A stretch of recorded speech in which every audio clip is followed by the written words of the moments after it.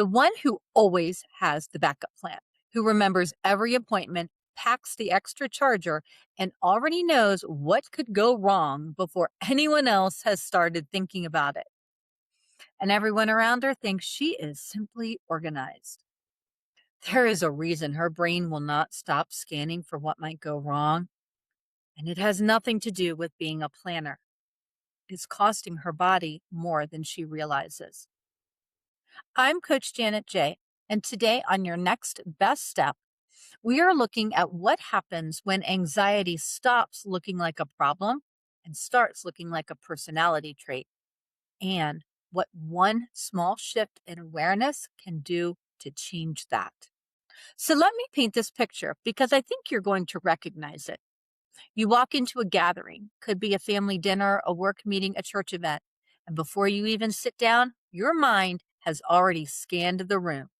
Who needs something? What could go sideways? Where are the gaps that no one else has noticed yet? You are mentally running through tomorrow before today is even finished.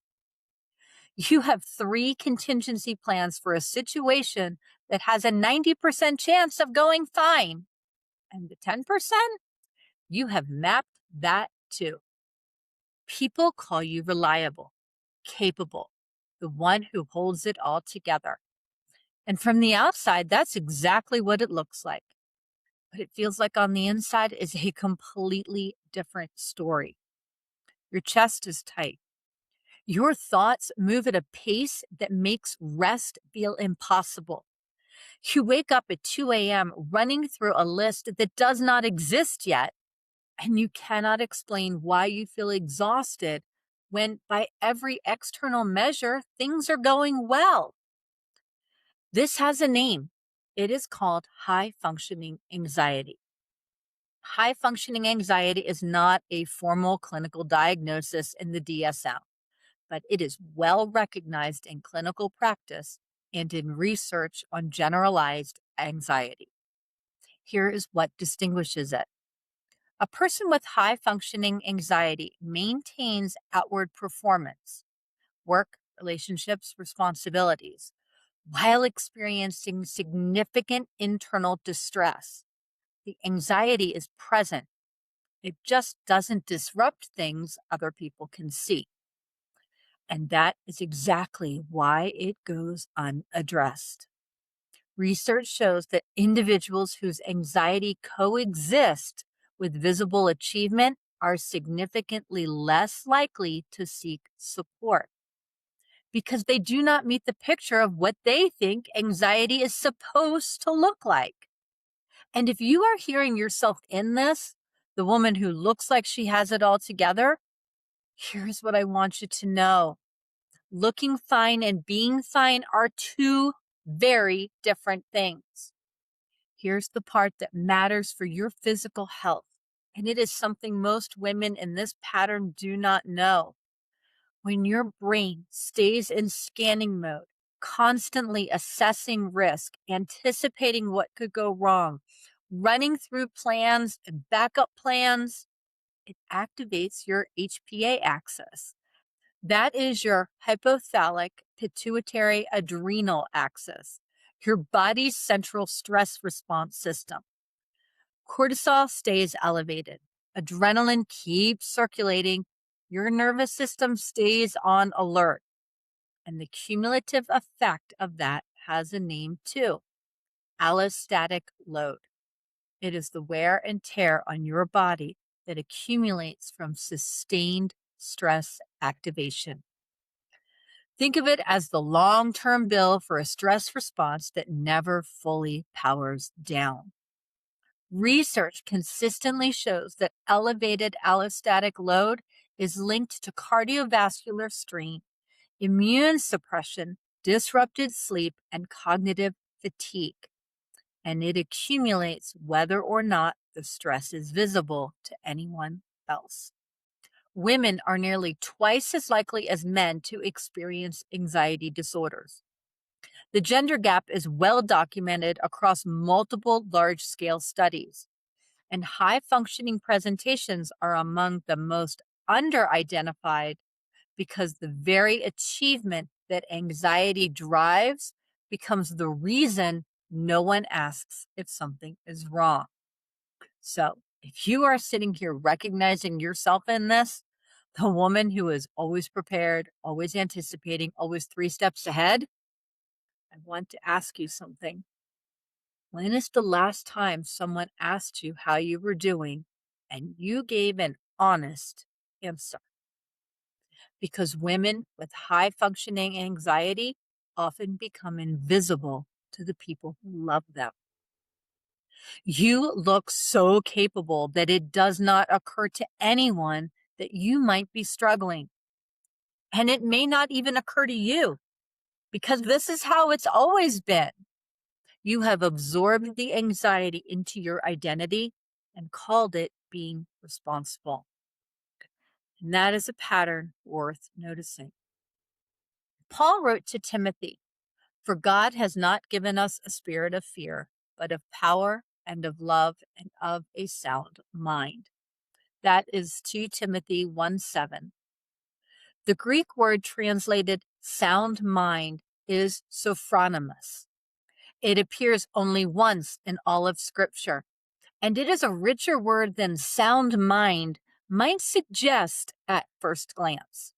It comes from sozo, to save, to make whole, and phren, the mind. Literally, a mind that has been made whole. Commentators describe it as the capacity for sound judgment, self-governance, integration.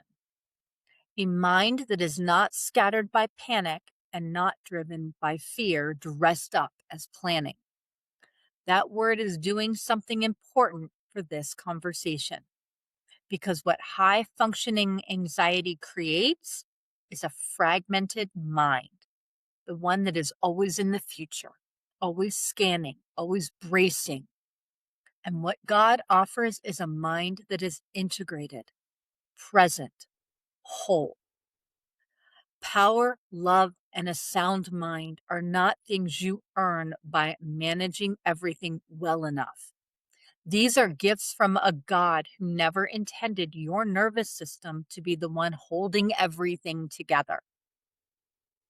Mentally, high functioning anxiety keeps your brain in constant threat assessment. It narrows your thinking to what could go wrong and makes it difficult to be present to what is going well right now. Emotionally, it isolates you.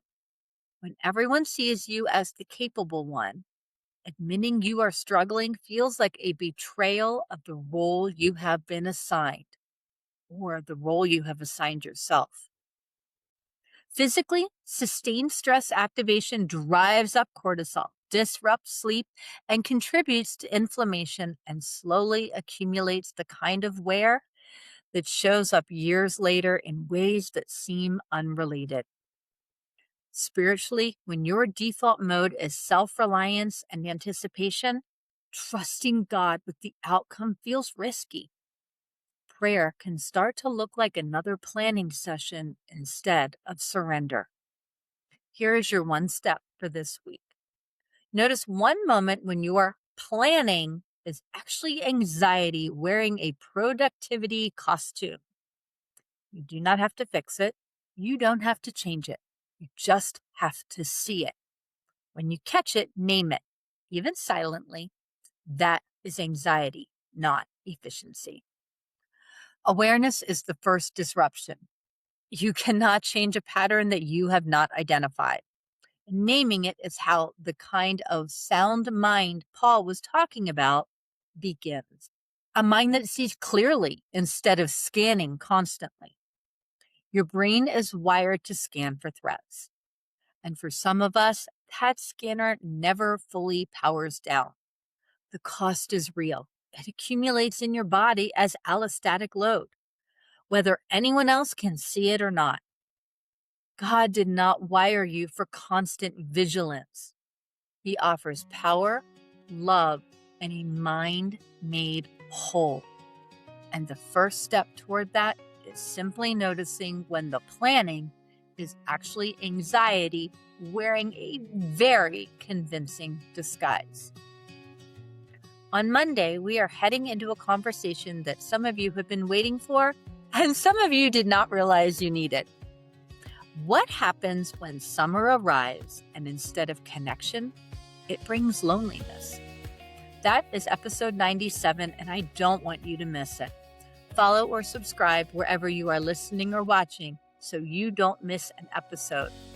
And speaking of not missing things, we are just a few episodes away from episode 100. I have something special planned for that one. Stay close. I'll see you on Monday. Take your next best